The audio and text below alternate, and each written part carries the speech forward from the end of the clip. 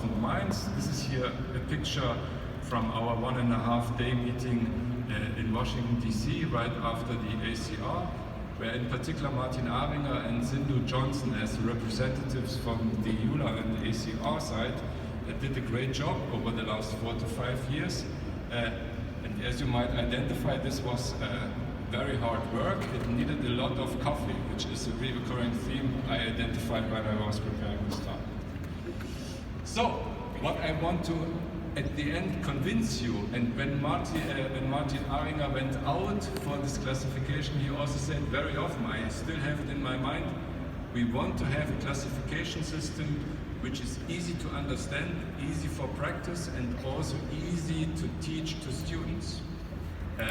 Which was very often a problem to us. And I will try to convince you, when I was preparing this talk, it takes 10 to classify lupus in 2010. Why does it take 10? But before I go into this, maybe we park for a minute this. These are the 2019 EULAR ACR classification criteria. It starts with entry criteria. And an ANA, positive ANA of at least 1 to 80.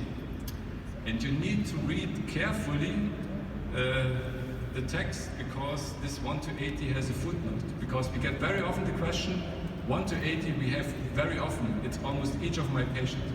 It's above your local cutoff. This is the very important footnote. Yeah? And then we have altogether 10 different domains. From nephritis, subdifferentiation of ANA of autoantibodies, serositis, certain skin manifestations, CNS manifestations, arthritis is a separate domain. Hematology domains are mainly immune cytopenias, hypocomplementemia with C3 and C4. Unexplained fever, this is absolutely new. This is new because this came up at the Washington DC meeting as a good identifier of early lupus. Otherwise, unexplained fever, and the presence of anti-cardiolipin, anti-beta-2 glycoprotein antibodies. And now I resolve the question about it takes 10. These are 10 different domains, and you need to have at least 10 different points. And in order to make it very easy, for students, take your 2 hands. If you have 10 fingers, you can easily come with the rule of 10. This has been validated in the last few months compared to the prior lupus classification, and in terms of the sensitivity, you see it's around the sensitivity values of the SLIC 2012, and it's in terms of the specificity exactly matching the specificity of the ACR 1997. So therefore, we think we should now be able, in terms of the classification, completely independent. You are still free to diagnose lupus, but if we want to enroll patients into lupus trials, I think this can be considered as an improvement.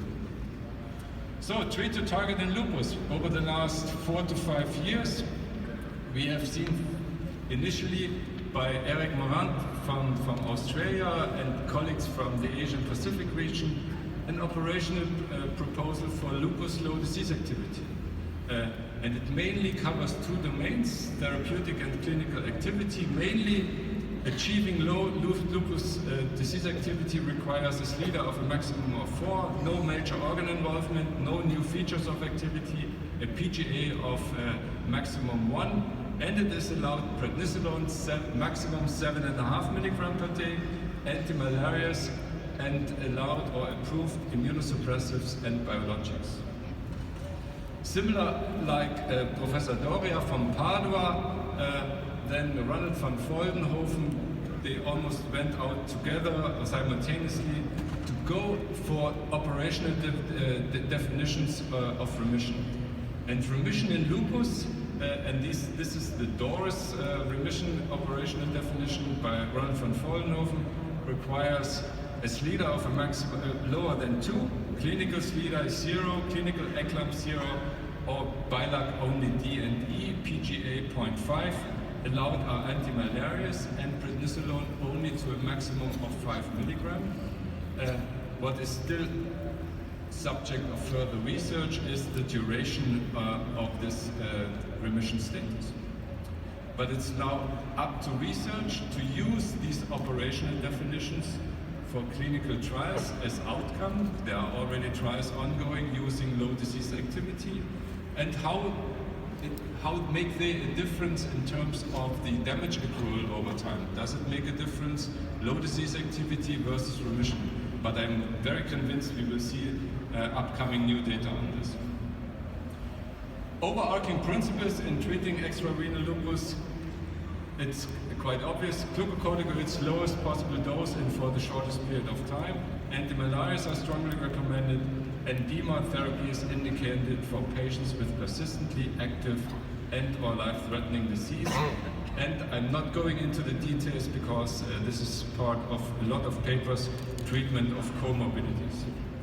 In the last year, actually, there came a number of treatment recommendations available, one by the Canadian Society or Rheumatology Association, by the Latin American, the Cladel group, as well as there will be an update for the 2019 EULAR recommendations. This will be presented on Saturday morning at 9 o'clock in the recommendation session.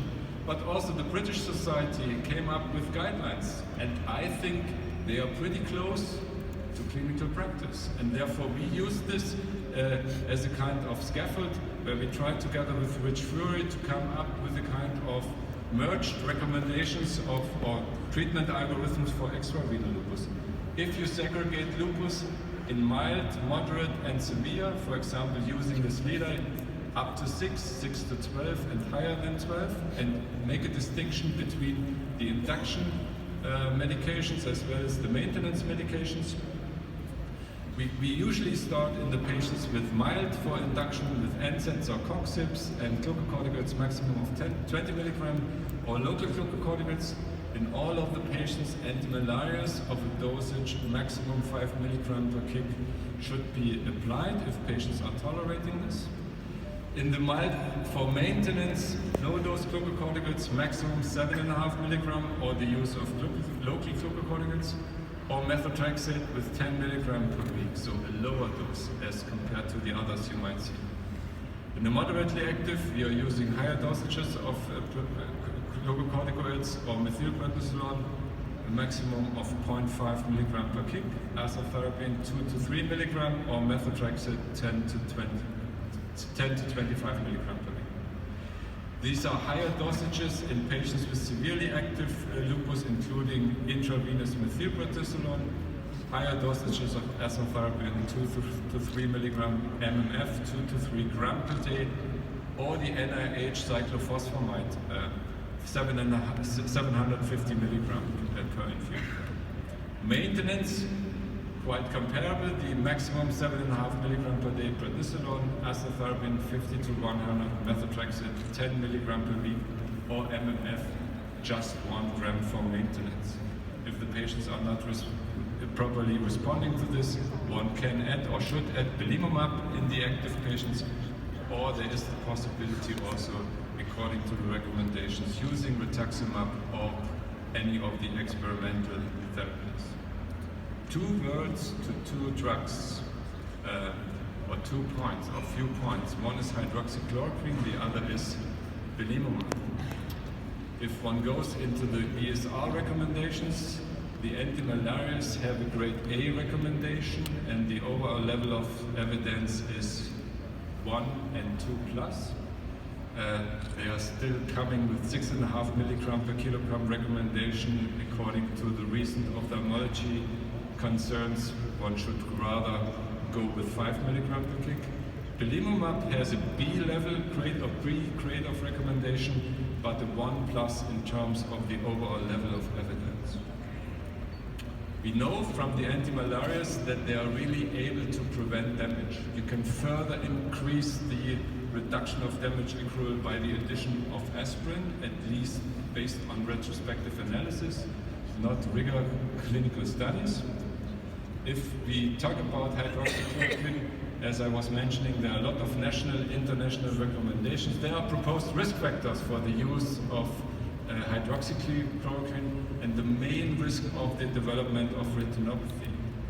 This is higher the risk if daily dosages of 5 milligram per kilogram actual body weight is used, prolonged use beyond 10 to 25 years, or a high cumulative dose of above 600 to 1000 grams, chronic kidney disease, stage 3 to 5, and combined use of tamoxifen, which is apparently enhancing the toxicity if tamoxifen is used simultaneously for more than 6 months.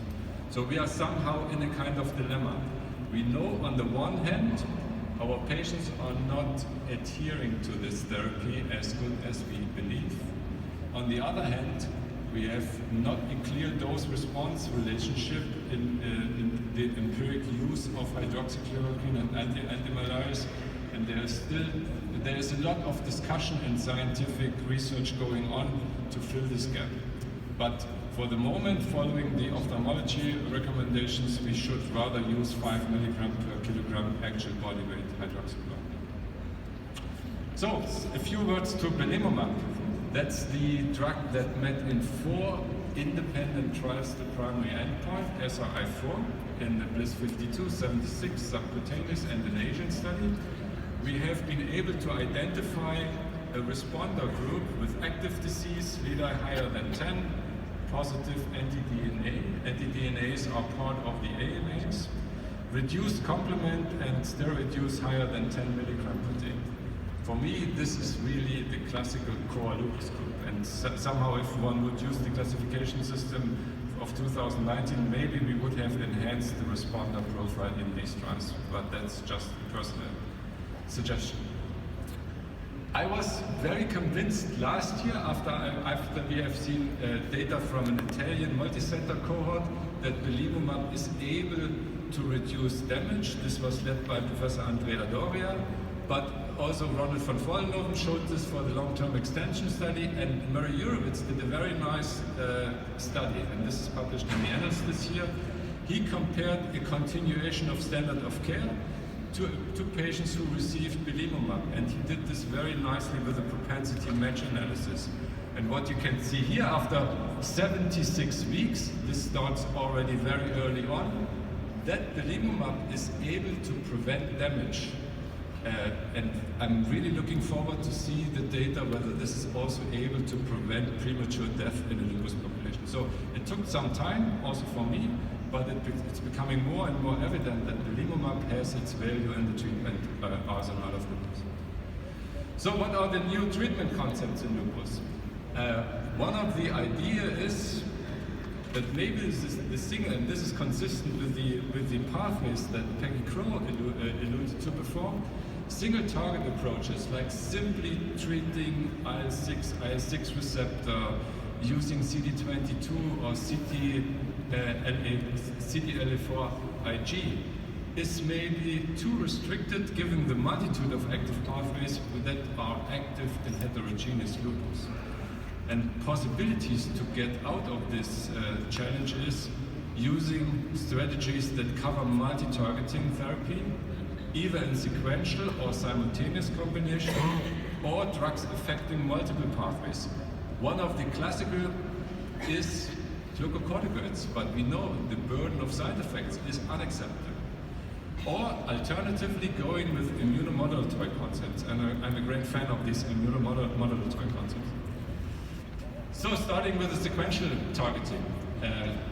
One of the first was Onno Tang from the University in Leiden, who went on in patients with severe lupus nephritis. These were 2 cases they published first here with severe proteinuria, and they gave those patients initially rituximab, and subsequently this therapy was followed by belimumab in order to suppress the compensatory increase of BLISS after B-cell depletion. And they have seen, as you can see here, the black line is the proteinuria, really a substantial reduction of the proteinuria. This has been followed by a number of other case reports and led then also to the so-called uncontrolled study Symbiose in altogether 14 patients, again at the University of Leiden. About 11 had lupus nephritis.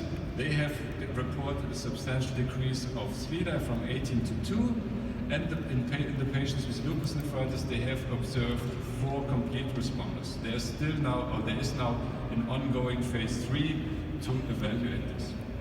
This has not been at least semi-confirmed in a different approach by our colleagues in the US, by David Wofsy and Betty Diamond, who led the Calibrate study. They combined over 48 weeks rituximab in combination with cyclophosphamide, and the same rituximab cyclophosphamide then combined with belimumab in altogether 43 patients. As you see here, for the complete, partial, non-responders and the did not finish patients, there was no significant difference, in particular no significant difference in the rate of renal responses at 1 year or week 48.